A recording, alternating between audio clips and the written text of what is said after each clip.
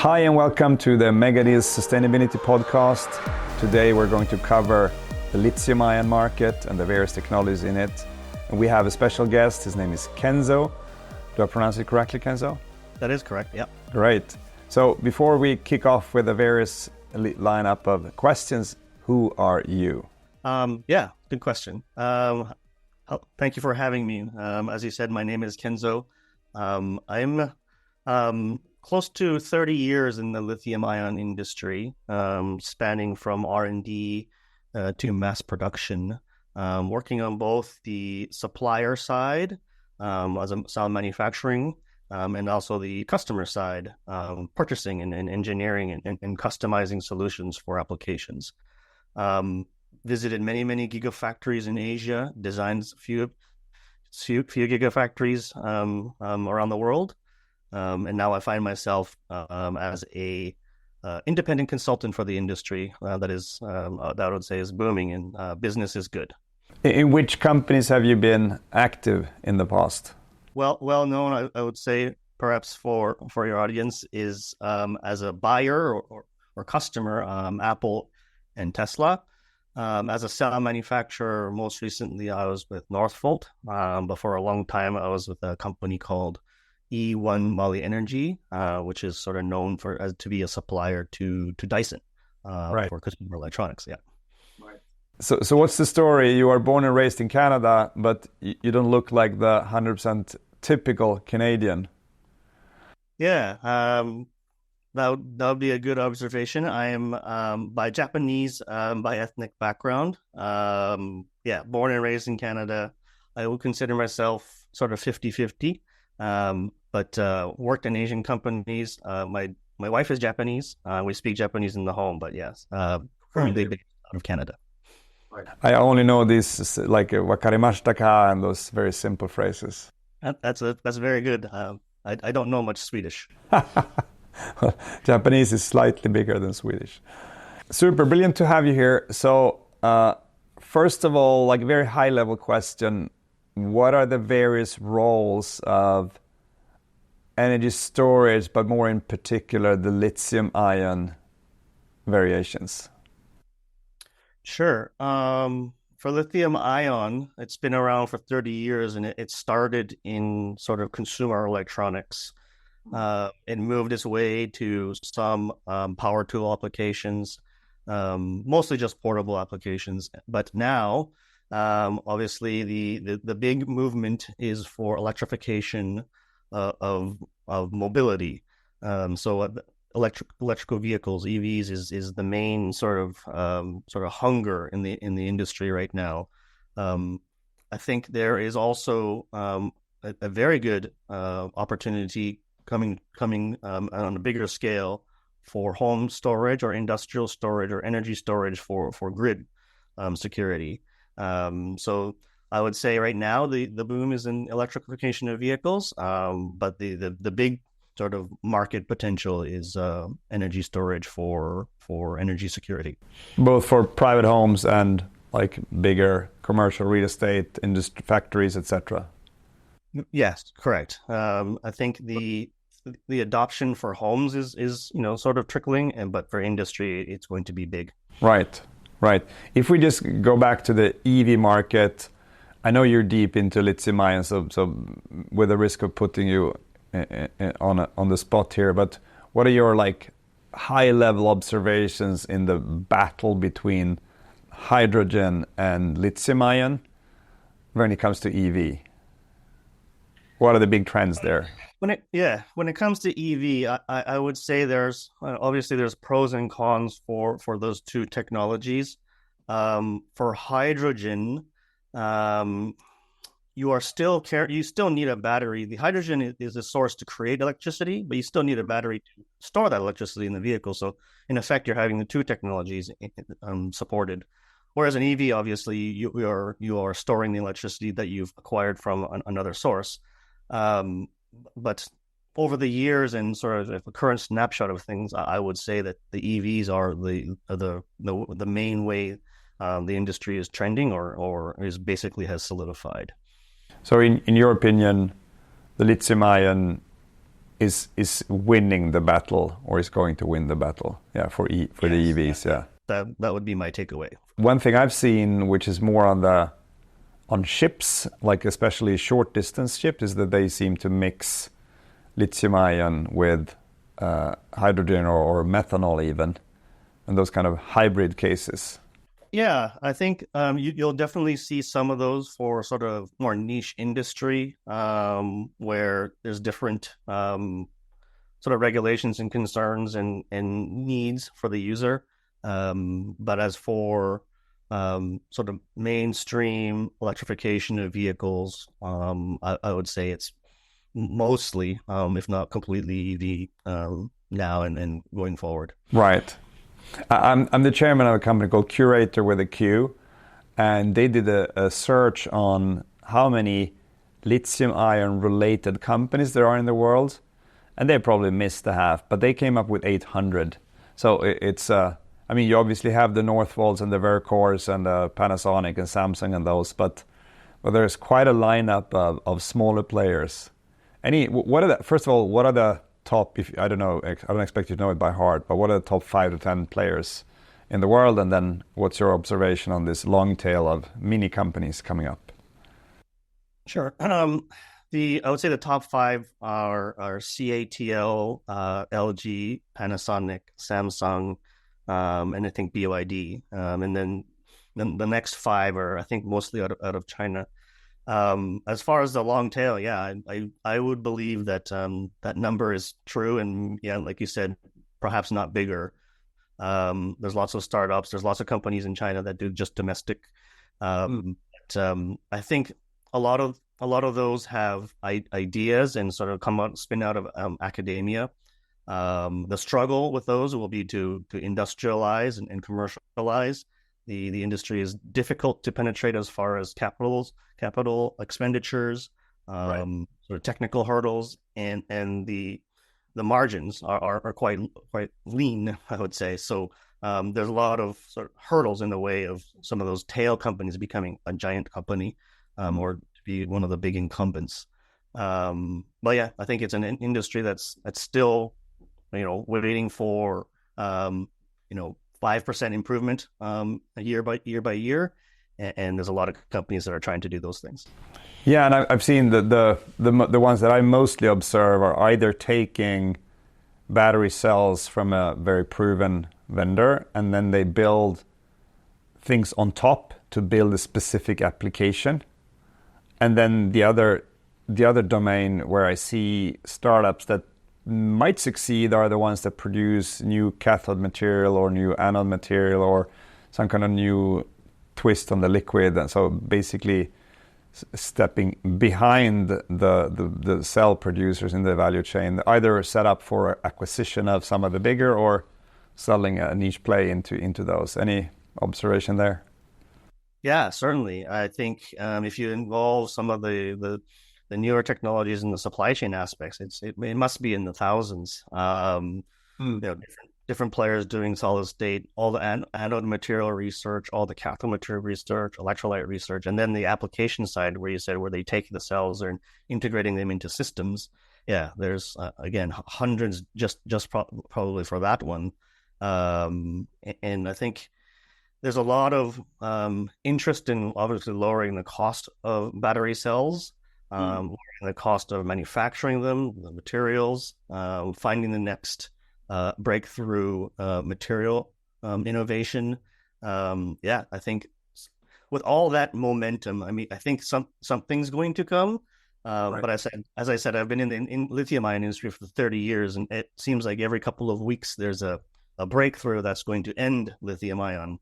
But 30 years later, we're still waiting for that. So I think it's coming, but I think it's still a long road ahead for some of these sort of ones that I mentioned out of academia to become a mega or a gigafactory. It requires economies of scale in many aspects.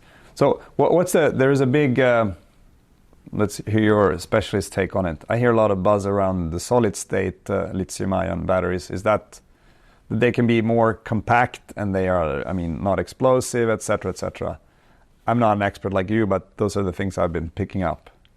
Sure. I think battery must be three things, which is have good performance, have good safety, and have reasonable cost. So there's three pillars there, and the solid state sort of is enticing for better performance Mm. and better safety, or sort of much better safety, I would say. However, that third pillar of cost, I think, is still to me the biggest struggle, and I haven't delved much into the solid state, but from what I've seen and from what I've consulted for, there's still many years until it becomes a mass producible to the scale that batteries are produced now, Mm. um, an item that's available. So um, right now, a gigafactory can spit out 5 to 10 million cells per day. Right. The single state is certainly not at that scale, and may not ever be. But right now, it's struggling to be even a fraction of that scale of a gigafactory. Any other trend in the lithium-ion domain that we should be looking out for, apart from solid state and new cathode and anode material? Yeah, I think there's the two sort of main drivers of a battery cell or anode and cathode, and I think there's good research going on both sides of those. On anode, there's silicon.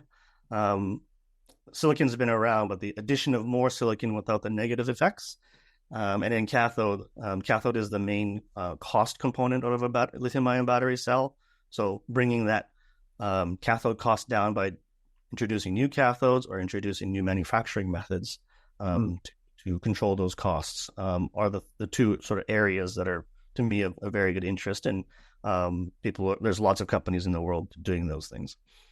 It feels like we're dealing to some extent with AI companies, and in the AI space, it feels a bit similar to what you talk about. Like it's quite late to try to start the equivalent of the cell producers, and in the AI space, it's you're not starting from scratch today a new LLM play or a new blah blah blah. You more or less use several of those in combination. You build the applications on top. So you find application areas that you specialize in. You embed there one or several AIs, because they are different. One or several AIs and address a new problem. So the innovation is kind of on top. It feels like you, in between the lines, are saying that it's similar here, like the game for being a new battery producer or cell producer it's very tough to go in there. It's kind of starting to be a Red Sea, so you can rather build new applications using those various players and add other technology on top, or go into anode, cathode, and something around those. Yeah, I think that's a good analogy. I think when you talk about a newcomer trying to become a cell manufacturer, you have to solve manufacturing, you have to solve equipment, you have to solve process, you have to solve all the different components that go into it. Whereas, a company that's just looking at cathode, you can use a baseline or industry, I would say, standard component and work on that cathode to get the incremental results that aren't super needed. Or at the system level, the package of what it is you're going to create. There's a lot of opportunity to be unique and to offer a new solution when you package and you make an application that's whether it's niche or mass market, could be of appeal and to the markets. So yeah, I think trying to take on the challenge of becoming an entire cell manufacturer, it is very daunting. So yeah, either attack at the piece level or the system solution level, I think, is a good approach.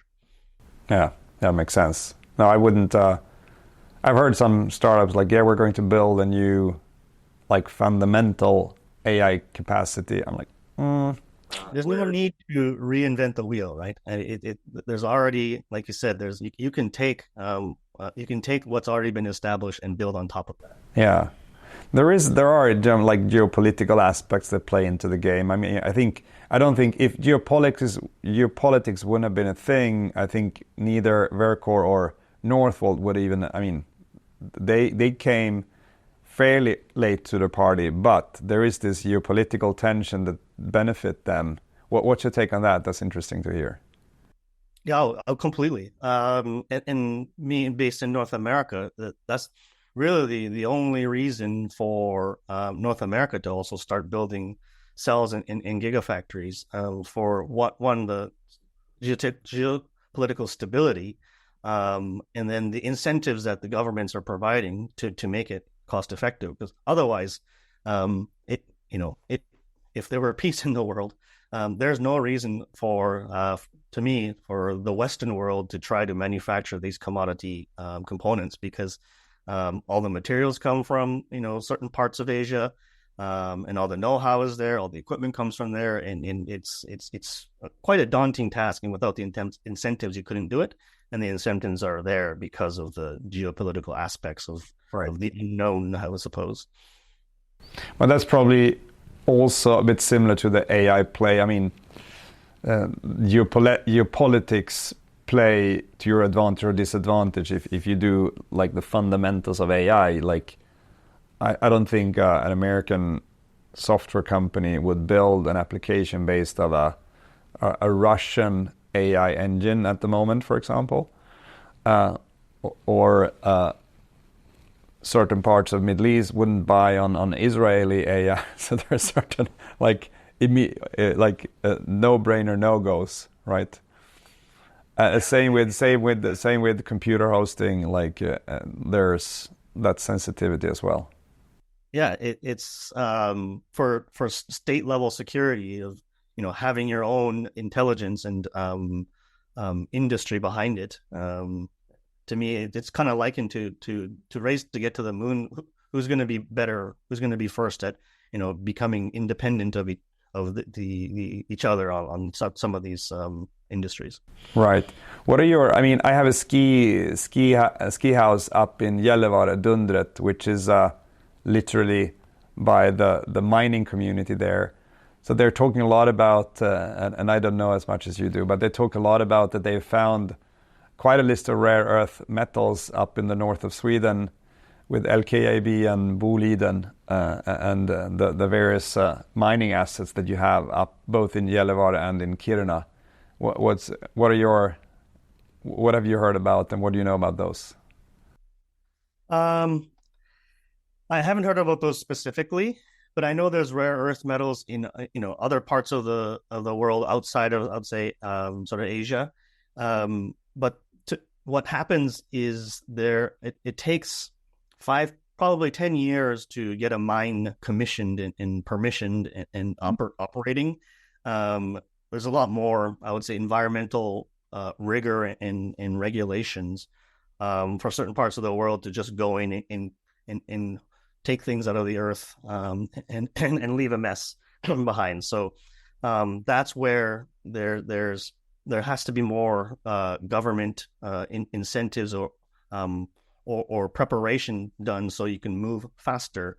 Otherwise, you're not going to be able to compete with sort of the installed capacity of some of the mines that are not in I would say, the Western world that don't have those regulations. Right. So moving back to the area of use cases, you mentioned it, but I didn't double click on it. You said, of course, you buy energy storages for housing, but also for commercial real estate, industrial real estate. But there's also the application of actually placing it directly onto the larger grids as grid stability. Has the price point come down far enough for that to be really viable, or how large do you think that segment for lithium-ion will become? It's hard to say what is exactly viable or not, but I think there's more necessity around, harnessing some of that storage that you captured. The wind isn't always blowing, the sun isn't always shining, and in some of these hydroelectric dams, there's droughts that affect the supply. So, to your point, there are sort of lots of examples of installed sort of energy storage to capture those sort of, I would say, alternative sources of energy creation. And I think we're just getting started. There are lower cost uh, cathodes that you talked about. So right now, I would say the favorite I would say is LFP, but there's also sodium ion that the world is also trying to quickly scale because it represents it's not as energy dense, which means you need more of them, but it's not a huge penalty when you put it out where the wind farms are or the solar farms are. It's only a real penalty if you try to put it in a vehicle. So the battery pack has to be bigger to go the same distance as different chemistries, but the costs are lower.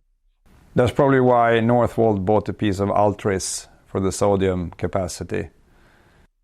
Correct. Northvolt has a system also sort of company as part of their group. So to diversify the products that come out of that system company, it's good to have. To me, it's good to have different chemistries or different solutions that are offered. Right. You mentioned one technology that I don't know what it is. LF something. What is that? LFP, it's iron phosphate. It has been big in China. It was the only technology that China was allowed to create for a long time because it's less energetic, so it's safer than the nickel chemistries.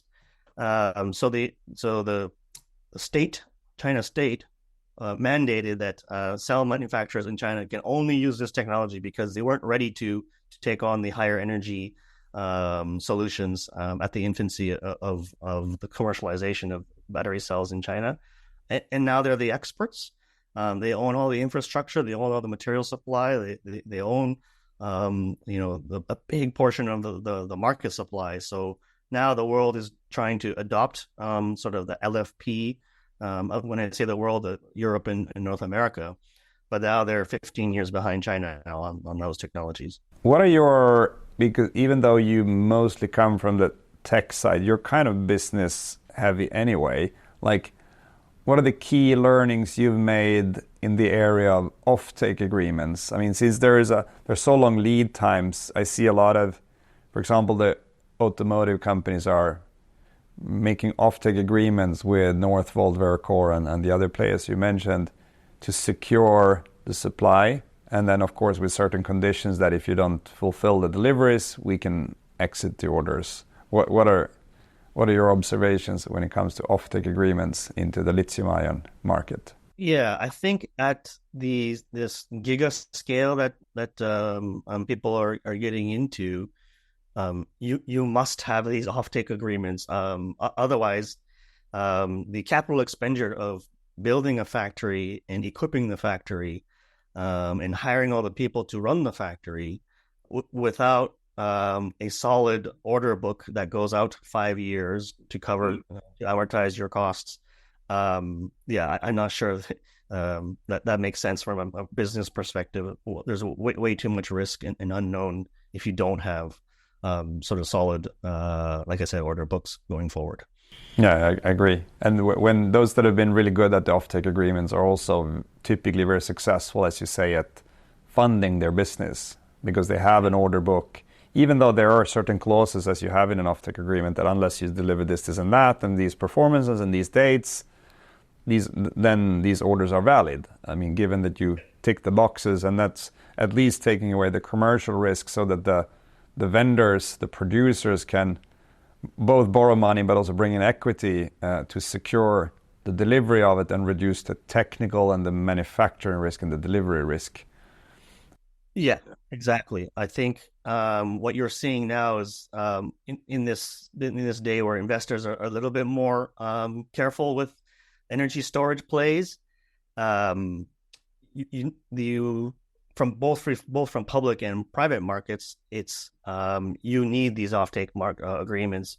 Otherwise, me as an investor, there's way too much risk, and even these government incentives only get triggered if you have offtake agreements and other funding from different sources that would obviously only come if you had these a strong sales orders ready to go. Right. And the various offtake agreements you've been involved with, how high up in the buying, let's say Volkswagen, Volvo, BMW, etc., on what hierarchical level are those struck? Oh, they're at the highest levels. They're at the C-suites, for sure. It's not at the purchaser and the buyer. It is. If you get into like Novo, for example, that's a JV. But essentially, it's a commitment up at sea level that there's going to be a supply and buy agreement for sure. Yeah, exactly. They probably, of course, validate the various aspects of the agreement further down, but it's very senior stakeholders, as you said, the C-suite.